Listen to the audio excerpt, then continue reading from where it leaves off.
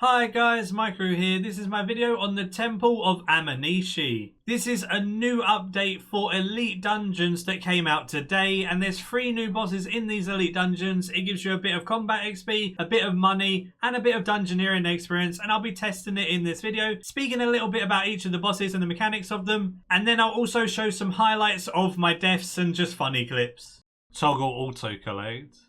Oh.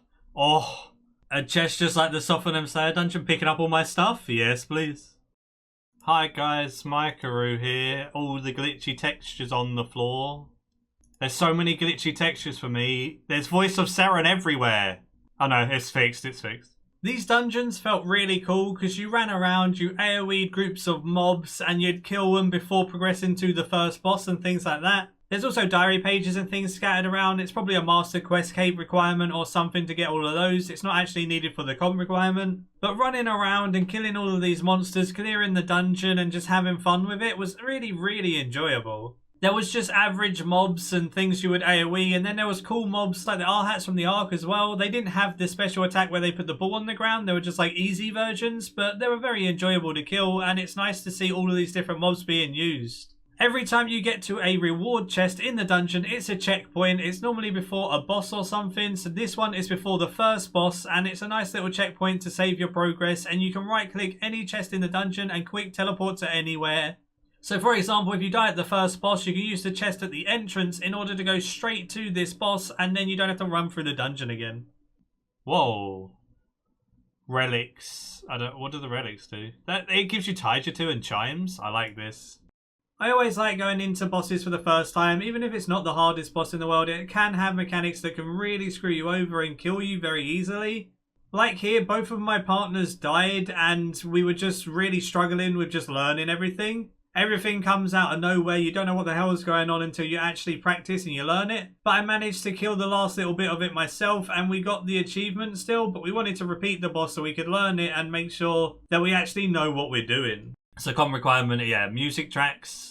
Yeah, I've killed one of them, so there's the other 2 we gotta kill. That's it, okay. This boss is pretty straightforward. He has one ability where he does a water spout that always spawns to the north, and then he goes anti-clockwise in one circle. This means if you're standing to like the northeast, you can then just run northwest as he's spinning around and you'll never get hit by it. I kept testing out if you could surge through it or anything like that, and that doesn't work, although you can resonance it to make it hit a 0. So if you can't be bothered to move, or you're in a death swiftness or a sunshine or something, feel free to resonance it and make it hit a 0. He does it too often to allow you to always use resonance though, so the second one you'll have to either tank or move out of. The other mechanic he does is he puts a puff of purple smoke on someone with an extra action bar. When that extra action bar reaches nothing, then it'll put purple smoke underneath of you. That will constantly deal more and more damage as the fight goes on, so never ever stand in that.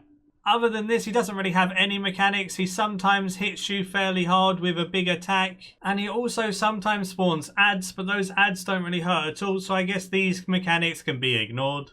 Now on to the next part of the dungeon and how to deal with the monsters before the boss. So he started spinning. He's got an adrenaline bar above his head. Don't stand near him when he does that. Guy absolutely wrecks you when he does that. You don't want to see, like, he's spinning his blades around. Oh wow, oh my god, oh Jesus Christ, I'm not getting close to that. Oh my goodness, I'm dead. Hello? Oh, there's rogues. Prey range. Devotion stops it though. One very annoying thing here is if you accidentally start an encounter too early, it will lock out your teammates from that fight. So we entered this one and it aggroed the guy on us and it took our teammate completely out of the fight. This meant we had to 2-man this one because our third teammate was just standing outside, sadly. It's really frustrating that it does that and it blocks it off. It really shouldn't, but I guess you just need to make sure everyone's in before even going anywhere near the boss. This second boss was by far the easiest of them all though. He does a melee attack where he spins around. You can use Devotion with Protect from Melee and it completely negates it. Otherwise you want to Protect from Melee and just try and kite him around. He also does like purple fiery smoke stuff that splash. Make sure you're not standing anywhere near that when it does because it hits like 2Ks, so just stand away from the purple stuff whenever he throws it out. Then about halfway through the fight, he'll then just jump up in the air and he won't be attackable. You'll hit like 1s on him. While he's in the air, he casts tornadoes. You want to kill these tornadoes as they spawn, as they do deal quite a lot of magic damage. You want to be killing them as quickly as possible, and they can spawn up in the north, so be wary and watch out there as well. Just kill them as quick as possible and it'll minimize the damage you're taking. Once you've killed a certain amount of them, he'll come back down and he'll start using range. He'll keep doing range AoEs, so just protect from range for the whole fight pretty much. Here and there he does do a really big magical attack, which is like a big purple smoke line. This can hit like 8k magic HP, so you can flick to protect from mage to stop it. Although if you're not quite quick enough, as long as you're on like full HP, you'll never die to it, so you can just quickly eat up. That's all there is to this boss. He's the easiest, like I said. Well, these mobs are new. They hurt quite a lot, but I think, yeah, okay, so Devotion completely nulls any damage from these. So just pray Devotion, go tank them, and easy kills, not bad. There's a lightning thing on the floor. Does that mean we have to stand in it or stand out? That means it's spawning from there. Don't stand near it. Those hands ripped you to shreds. Oh my god. There's a thing that spawned to the side. Oh my god. Bye. Oh, this is cool. You get to kill these black crystals. So I'm guessing he has 7.5 mil HP, but these black crystals just need to be killed, and then he should be fine. But there's sludge down there, and when the sludge hit him, I think it just caused that uber heal. So I think someone needs to stand down there, kill the sludge.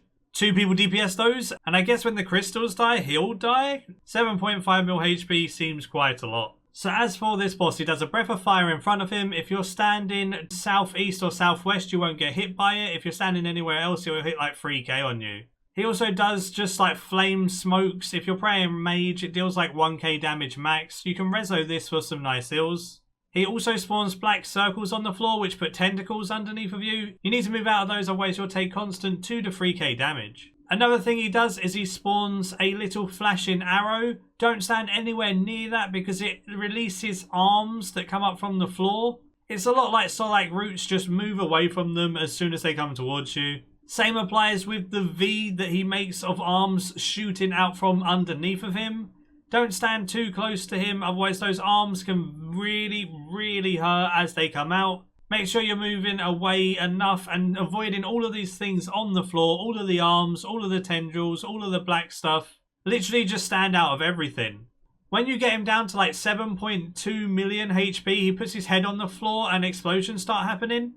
Have 2 people jump over the side and start DPSing the black crystals on his back. Have 1 person to stay back and stop the sludge getting to him so he doesn't uber heal. I stood back and I have Karamin, so I just chained all of those sludge together, AoE'd them down nice and quick, and just made sure they were on me and not heading towards him, so he never got a heal. After the first time, my 2 partners got the black crystals on his back down 1.5, and there's 3 of them. This meant they just need to kill another 1.5 next time and it would be fine. He goes back to 7.5 million HP, you DPS him down, you get him to 7.2 million again, and you repeat this process and kill the last of those black crystals. You should be able to kill those 3 black crystals in 2 tries. If it takes you any more, it's fine. It will just mean the fight takes a bit longer and you can do it in 3 tries. Just make sure none of those sludges hit him, otherwise it will uber heal.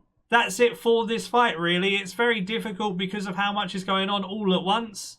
But once you've got the mechanics down and you've learned what to dodge and where to go, it's very easy. Really cool new content either way, and I've thoroughly enjoyed exploring it so far, and I'll probably do a loot video on it soon. Do let me know in the comments down below if you want to see a loot video on this. Maybe loot from 100 dungeons or 50 dungeons or something like that. Depending on how long each dungeon takes, I could probably do a loot video on 50 in a couple of days or so if people wanted to see that.